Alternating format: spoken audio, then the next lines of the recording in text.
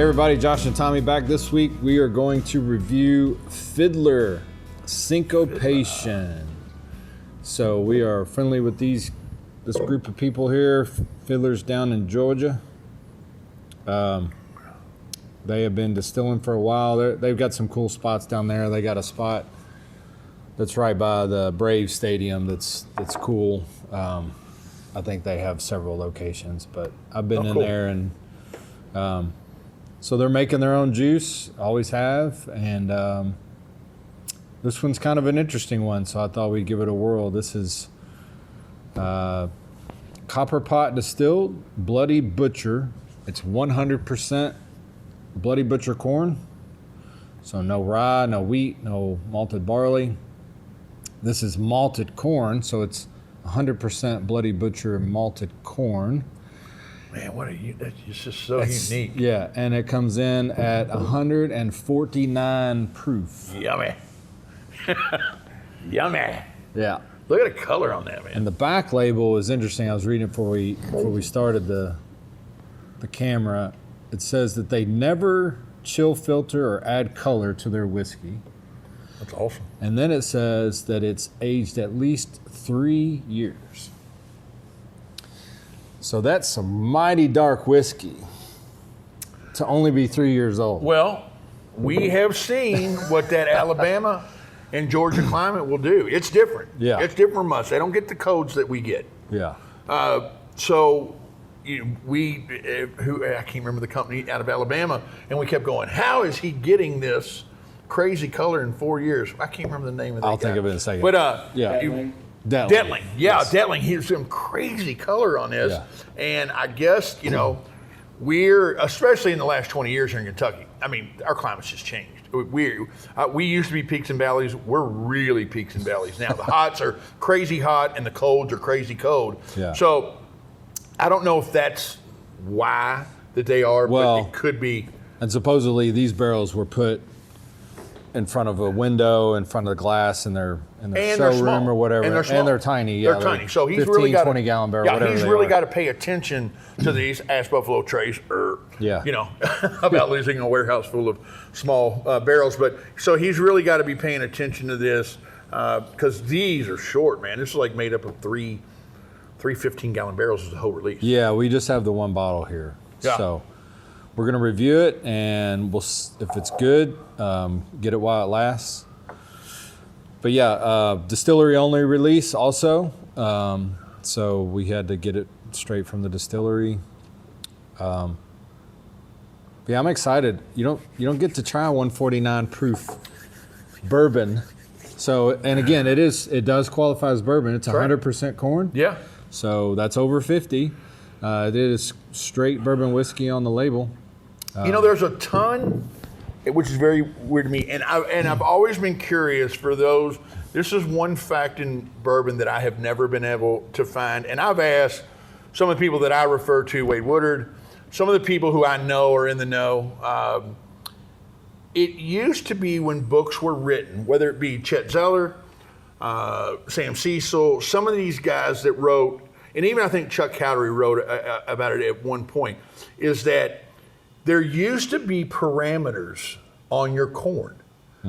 It had to be 51% to, I believe, 80. And that was it. And there's a lot of people who have written a lot of books that use that reference, saying that if it's over 80%, it's not true. Right. But there's a lot of print. And I mean, you read Sam Cecil and you read some of the guys that I just mentioned.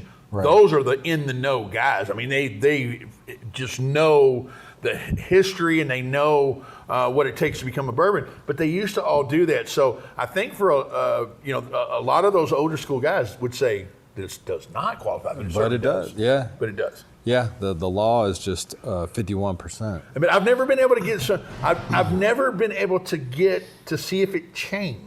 And I know 84, they did a lot of the deregulations and all that kind of stuff happened when they did. So I don't know if it used to be like that and they were writing accurately or if that was just the way it was something done. they assumed or something. Yeah. I don't know. Yeah. If you know, leave it in the... Well, there's very few 100% of any thing of any one grain of any kind. I mean, they do 100% wheats occasionally. Heaven Hill did. You got 99.1 light whiskeys out there, and things of that nature. But man, 100% corn is unique. It is. I'm very curious as to what this tastes like. And Bloody Butcher to top it off, which I'm not normally a fan of. I am not normally a fan of it either. There's a company up the road here. I won't say who. Yeah. I don't get it. Yeah. Or I never have gotten it. I think I did actually the last product I tried of theirs. It was pretty good. Yeah. So they're getting there. But it's just not it's an interesting flavor. It is. So, on the nose, there's some hints that it's a high proof. Yeah, but it's not climbing out. I'm doing it with my mouth closed. It's not burning me up. No, exactly. I'm getting it. There's hints that it's not classic bourbon. Right. For sure. And knowing that there's Bloody Butcher corn in there, there's definitely hints of that. There's some purple. There's some purple in yeah, in right. This nose. That's a good color. Man. But it's a good nose. Mm-hmm.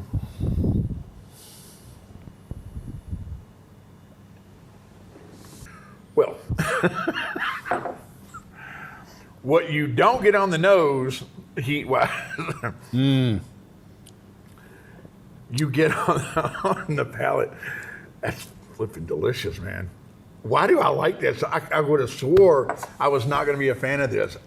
That first sip, I got to take a second sip. Because, man, let me tell you, that will light you up. I was going to say, I'm a huge fan of the proof. The taste. Hold on. Not as much. Now.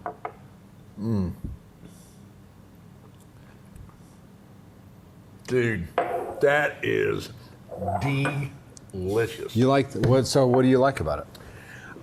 I like the fact that it's very, very reminiscent of anything over 140. Exceptional. William LaRue Weller. It has that. I'm all up in your grill. Yeah. Here I am. Yeah. I love that. Yeah. I love that punch. Yeah. No, it definitely. Oh man. Yeah, and it's got the big strong. Just now, just right this second, I'm getting a little bit of the residual corn that it lets you know just a little bit. Man, no, that is amazing how polar opposite I thought that was going to taste. Delicious. Smell that.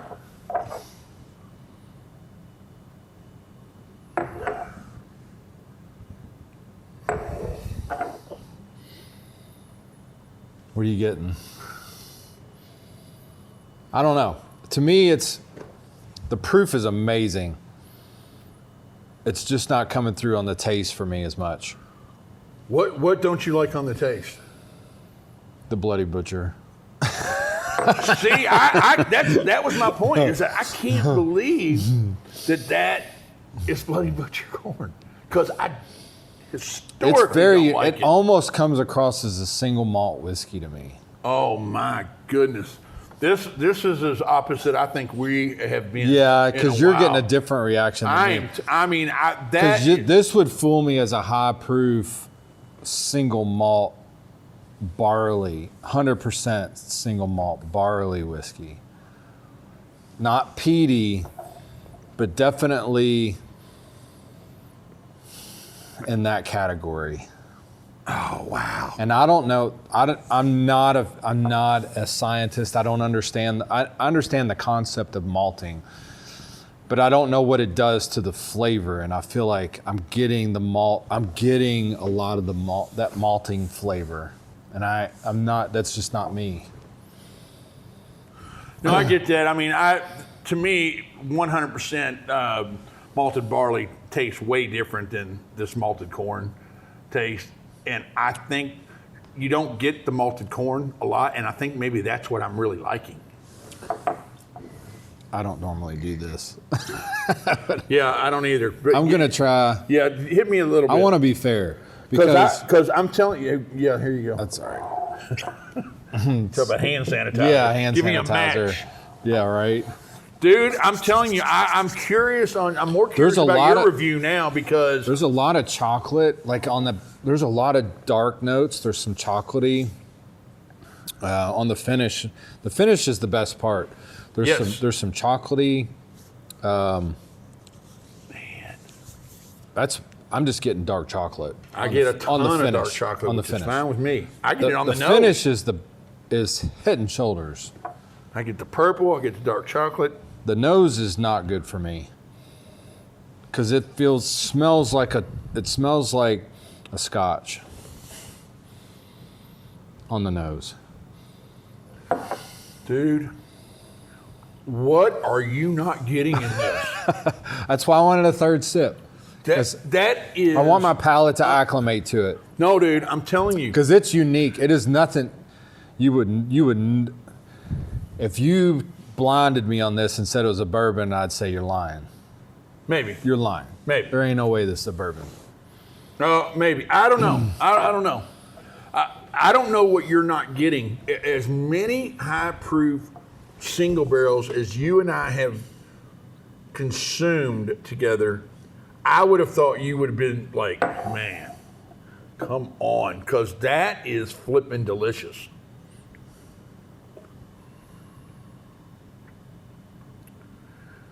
That to me, I'm telling you, man, that to me, if someone brought this to me and they said, I want you to taste this 16-year-old Kentucky straight bourbon, I wouldn't know the difference. My palate must be doing something way different than I would say yours. so to me, with this time, I cannot pull out a note, but I would say that you have finished this in some sort of wine barrel. I'm not mad at that. I would agree that there is that note, especially on the finish, there is that note that it could be a big cab that was done in. Something overpowered, like the wine. Cab. Like you left the wine in there. Like you had that much wine in the barrel when you put it in there, and like the wine, a red wine. I do actually see what you're talking about. That doesn't discourage me though. No, but it's not like I would have just said this is a good bourbon. This is a super good bourbon that's high proof. That's amazing. The high proof's amazing because you can get it on the finish with the chocolate. Yes. But then, man, you left it in the barrel too long, the wine barrel too long. You let the wine do too much. Man, which is not what they've done because it's Bloody Butcher corn. They haven't done any finishing, which is crazy. It is crazy. I will give you the fact on the finish that you could mistake that for a cab finish, but dude, it's not nearly as unique to me as it is to you. Really? I could mistake that easily if someone slid that and said, "Try this 17-year-old Kentucky straight bourbon." And I would go, damn, that's delicious. Yeah, man, I don't know. Man, this number's gonna be wonky. You're in the sixes, and I'm in the. No, I'm not in the sixes because the proof alone pulls you way up. Because I am such a fan of the proof. True. And the things like where some of these things that taste fantastic fall short is in the mouthfeel. And this does not fall short on mouthfeel. So go through your progression of scores because I already have mine. The nose, I'd say like 8. Like it's maybe even high 7s. I'm just not a fan of the nose. Okay. So I'm even still getting it. Like it tastes like a single. It smells like a single malt. This is going to hit me. But then you start getting on the. Well, it just goes up from there, really. I guess pretty much on a straight line, because I get the Bloody Butcher right out of the gate on the palate, on the front and mid. Like it's just like this is different. This is weird. I got malting going on. Like is this a single malt? And then it's like no, it's not a single malt. This is a bourbon finished in wine, And then on the back, and then when it finishes, it's like, wait a minute, this is just a rich chocolate bourbon. You know, on the back, which is the finish is a 9. You know what I mean? Like it's the winner chicken dinner. Yeah. So I'd be like mid-8s. Yeah, I don't know where my scores would have to be to get this to To a 9. to 8. I'm sitting here thinking, I'm really sitting here thinking how I could get this to a 9. This to me, a place in the finals would not shock me.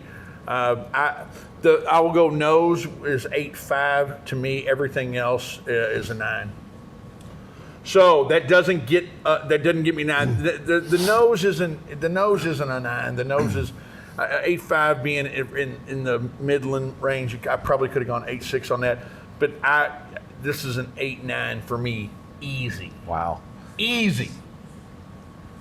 Good. I mean, it's deserving. I think so. I think it's in the uniqueness of it for sure. You've got to try this. It's by far the best Bloody Butcher. I've never ever had. even come close to drinking something that tastes like that with Bloody Butcher corn. I agree Never. with that. And maybe that's what they got to do to all Bloody Butcher corn is Get it to 150 proof. Yeah, to malt it, and then so or whatever they did to it, because nothing from down the road tastes like that. Not yet, but maybe if they can throw some, Maybe they are some 150 out there, Or because the color malt the corn. That's what they did here. to get the mouthfeel and the proof out of that 3-year-old bourbon is crazy. Crazy. And he had to be watching. I'm gonna tell you what. I know how it is to watch stuff that we have in 53 gallons. I know how we got to be on it. You got to be pulling samples. Yeah. This is 15 gallons. He had to be watching this round the clock. I mean, Right, like every hour. every 8 Pulling a hours. sample. Pulling samples. Putting it back in there. Because it'll go bad. Yeah. It'll turn like that. Yeah. Seriously, Buffalo. Ask them. I mean, they wrote a whole thing about losing a whole rick house. Yeah. Of 30-gallon barrels. Oh, wow. 15 30-gallon barrels. So yeah. Man, this is a shocker to me that 1 grain, one little only grain. 8.8. I go 8.9. 8.9. I'm fine with that. All right. I mean, I don't want to. Again, it's my palate, and malting. Maybe it's the malting thing. There's something in the Bloody Butcher, but the Well, I know the proof gets some love from you just because of the proof. The proof and the mouthfeel. You're drinking something special just from the mouthfeel and the proof and all that. Yeah. And the uniqueness of the flavor. It's definitely like a cordial cherry, chocolate covered cherry, man. like that dark chocolate. and the wine influence. So, yeah, it's interesting for sure. Well done, whoever blended this or whatever, put it together. Well I don't done. think it's a blend. Well, I mean, I guess it's a blend. It's a but small man, batch. but- Good job on that. Yeah, man. So that is our review of Fiddler Syncopation. See you next time. See ya.